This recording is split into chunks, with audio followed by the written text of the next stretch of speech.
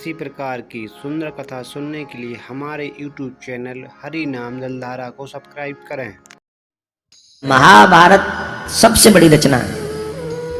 1,00,000 श्लोक है महाभारत में। बृहद रचना है महाभारत, बहुत बड़ी रचना।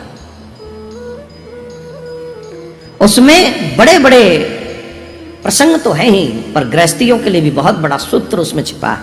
लेकिन इतना बड़ा ग्रंथ पढ़े कौन? वो कहे महाराज बड़ी बड़ी ग्रंथ की रचनाएं हमने की हैं, पर अभी तक हमारे चित्त को चैन नहीं मिल रहा है, समझ में नहीं आता हम क्या करें। तब देवर्षि नारद ने अपने पूर्व जन्म की बात वेदव्यासी महाराज से कही। अहम पुरातीत भवेद भवम मुनि दास्यातु कस्याचन वेदवादिनां। मैं पूर्व जन्म में एक दासी का पुत्र था। देखो सत्संग जरूरी क्यों है, इसलिए जरूरी है सत्संग। सत्संग आप जहां हो वहां से उठा देता है, और कुसंग जहां हो वहां से गिरा देता है आपको।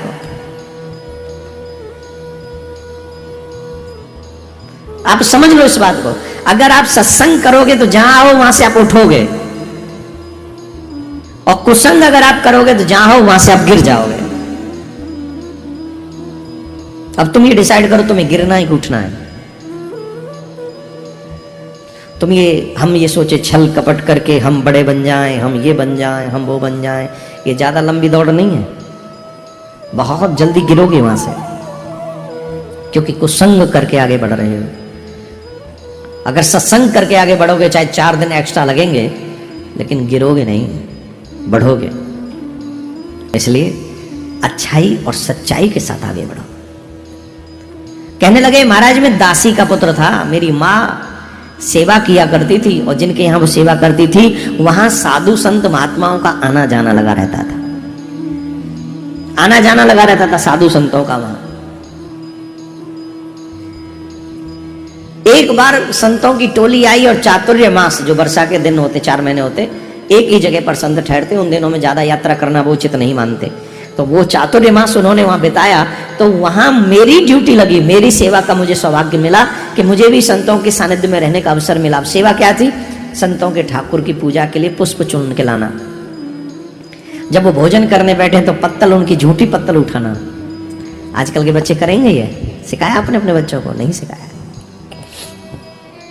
आजकल तो ये देखने को मिलता है संत जीम रहे हो, उनसे पहले हमारे लोग जीम लेते।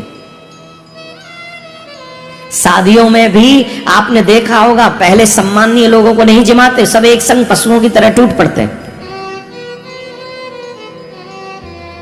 वहां यही नहीं पता कि पहले कौन खा गया। गांव में कभी शादी की है आपने? किसी ने अटेंड की है? करिए ना। गांव में जब भोजन कराने बैठते हैं, भोजन जब बनता है तो सबसे पहले ठाकुर जी को भोग लगता है। कितने भी लोग जीम लें, वो भोजन कम नहीं पड़ता है। होटल में सुनो ना जरा सुनो। होटल में जब आप किसी बारात के लिए भोजन बनवाते हैं, कौन से ठाकुर जी का भोग लगता है? जवाब दो।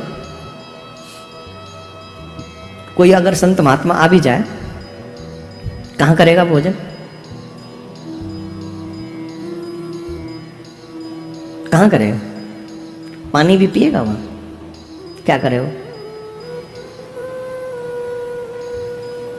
बनाने वाले पहले खा गए तुमसे, इस बात का नॉलेज है तुम्हें?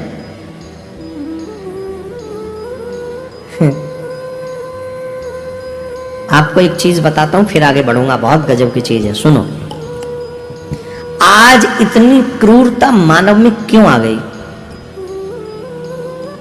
आज इतना हम लोगों का चरित्र कैसे गिर गया? आज हम इतने मेंटली डिस्टर्ब क्यों हो गए? आज हमारे घर में इतना क्लेश क्यों आ गया? आज हम लोग इतने अतृप्त क्यों हो गए? रीजन क्या है? इस रीजन के विषय में आप जानना नहीं चाहेंगे। और मैं तो कहते हुए भी मुझे कोई झिझक तो नहीं है, क्योंकि मुझे कहना ही है। पर एक बात तो कहूंगा, आज के युग में इस बात को कोई मानेगा भी नहीं कि नहीं ठीक है, आजकल ये संभव नहीं। क्यों संभव नहीं है? करने कराने वाले मैं और आप हैं। भगवान ने कोई लाइट फिट नहीं कर दी हमें कि नहीं अब समय बदल रहा है तो तुम होटल में खाना खाओ, ऐसा नहीं है। हमने डिसाइड किया है।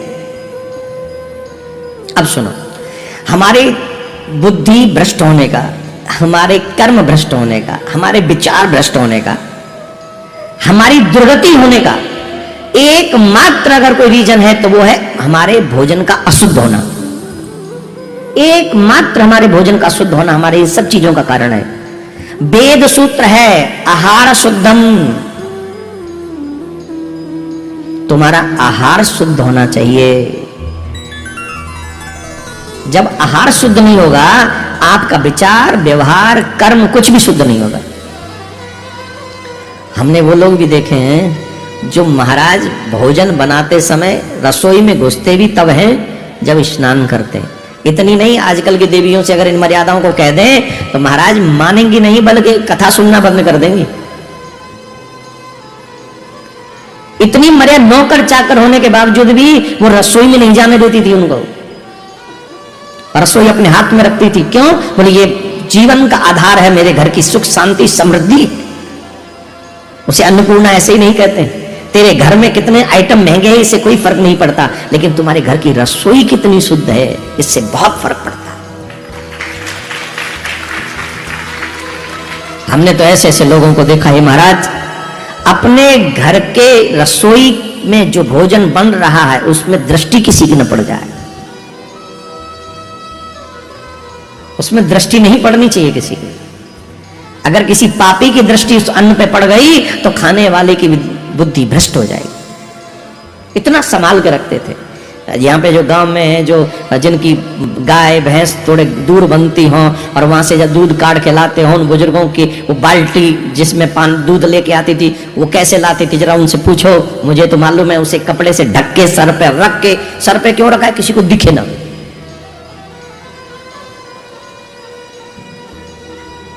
अब जिस घर की रसोई में मछलियां कट रही हो, अंडे फूट रहे हो, चप्पल जूतों से खाना बन रहा हो, और आप कल्पना करें कि वहां का बच्चा अपनी मम्मी पापा की बात मानेगा। आप ये कल्पना कर रहे हैं कि वो बच्चा बड़ा चरित्रवान होकर प्रकट होगा, वो घर में माँ बाप का नाम रोशन करेगा। आई एम सॉरी, ये तो वही हो गया जैसे बोए तो बीज कांटे के हैं लेकिन आम पाने की इच्छा रखते हैं। ये कभी नहीं होगा, हो ही नहीं सकेगा। अगर चाहते हैं कि आम मिले तो आम बो।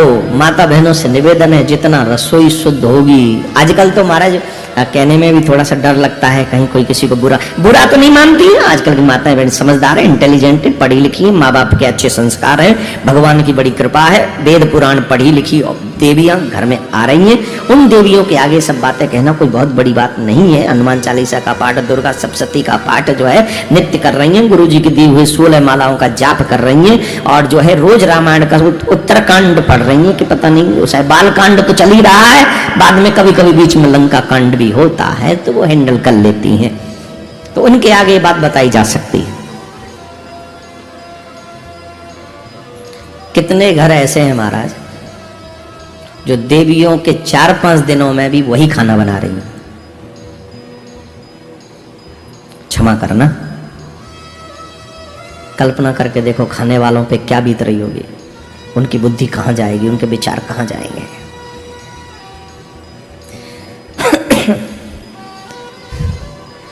यहां 100% लोग ये नहीं कह सकते कि मैं गलत कह रहा हूं।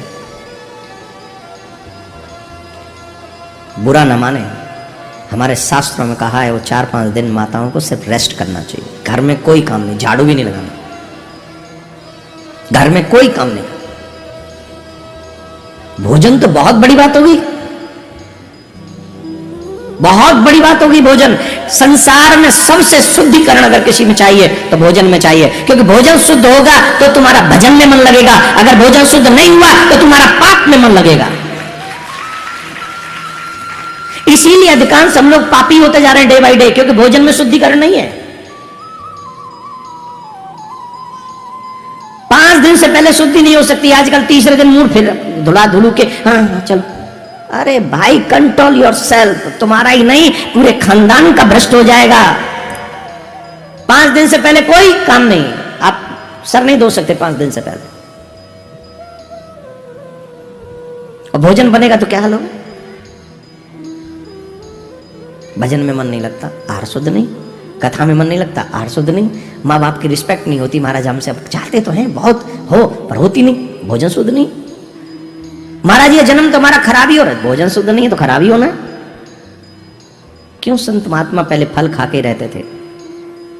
क्यों संत महात्मा हम लोगों से ज्यादा समझदार थे मेरे विचार से, हम जैसे ज्यादा मूर्ख नहीं होंगे वो, जो भोजन में इतनी शुद्धता रखते थे। जिन दिनों में देवियां अपने हाथों से भोजन नहीं बना सकती थी, उन दिनों में ऋषि मुनि स्वयं होकर अपने हाथों से भोजन बनाते थे, इतने तपस्वी होते हुए अपने हाथों से भोजन बनाते थे।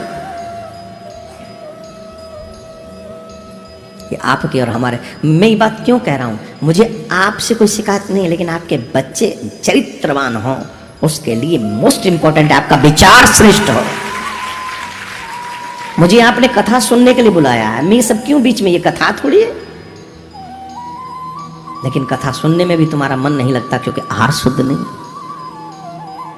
मैं माता बहनों से हाथ जोड़ के कह रहा हूं, अपना भाई मानकर, बेटा मानकर, चाचा मानकर, ताऊ मानकर, सबसे छोटा फैमिली मेंबर मानकर, देवर मानकर, जेठ मानकर,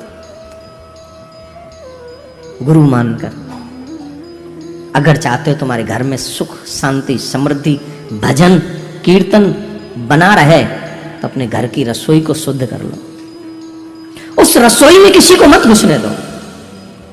तुम्हारे घर की रसोई में तुम्हारे सिवा कोई ना घुसे। बोले महाराज वो 5 दिन में हम क्या करें? या तो बेटी छोटी हो, या फिर पतिदेव को कहो कि अब आप आ जाओ। तुम चाहते हो कि तुम्हारी बेटी चरित्रवान बने, तुम चाहते हो तुम्हारा बेटा चरित्रवान बने, 5 दिन तुम काम करो। कुछ नहीं, आजकल के बच्चे बड़े समझदार हैं, मैगी बना के खा लेते हैं। तो बच्चों को तुम्हारी जरूरत नहीं है, कसम से। हाँ 4-5 दिन तो वो तुम्हें बना के खिला दे। तुम्हें बनानी आती न आती वो बना लेते अपने मैगी नैगी क्या क्या बना ले बच्चे अपने आप, छोटे छोटे से लल्लोरे से जो झट घुस जाए रसोई में। क्या बना रहे वो? मैगी।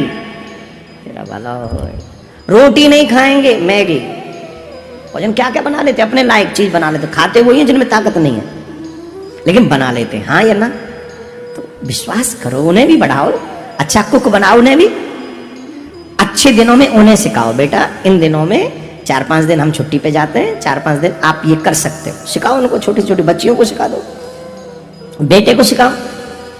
पति खड़ूस ना हो तो पति को सिखा। कई बार पति खड़ूस मिल जाते हैं ना, तो वो नहीं कर पाते सिस्टम में भागीदारी। तुझे तो भोजन की पड़ रही है, काम पे क्या कौन जाएगा? तेरा बाप जाएगा? नहीं नहीं तू ही जा। बाप जाता तो पति क्यों देता मुझे? पति दिया इसलिए तू जा। मैं देखती हूँ उस कंडीशन में थोड़ा सा कुछ ऐसा करो प्लीज, सूखा रख लो, कुछ बनाने की जरूरत ही ना पड़े। 4-5 दिन वैसे सूखा। पर ये सब मैं इसलिए बता रहा हूँ मेरे प्यारे, जैसे आपके घर के लोगों के विचार शुद्ध बने रहे। इसमें मेरा कोई स्वार्थ नहीं है। अरे आपका मन शुद्ध बना रहा ना, तो मेरे कथा पंडालों में तो वैसे भीड़ बढ़ जानी।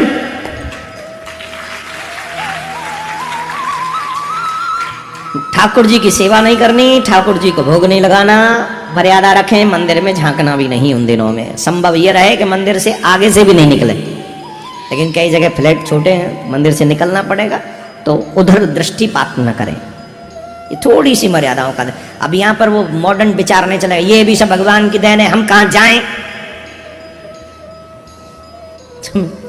अब इस विचार को कोई क्या करे बताओ? ये कोई विचार, कोई विचार नहीं है भगवान की देन है। पर भगवान की देन, फिर भगवान ने देन देने के बाद में नियम भी बताए। आधा देन मानो आधा साप मानो, वो ठीक नहीं ना। ये पूरी देन है भगवान की, और इसी देन की वजह से माँ सौभाग्यवती बनती है। उसमें वो गुण होता है जिसकी वजह से वो माँ बन सकती है। तो ये तो वरदान है माँ भगवान का, माँ के लिए। लेकिन मर्यादा है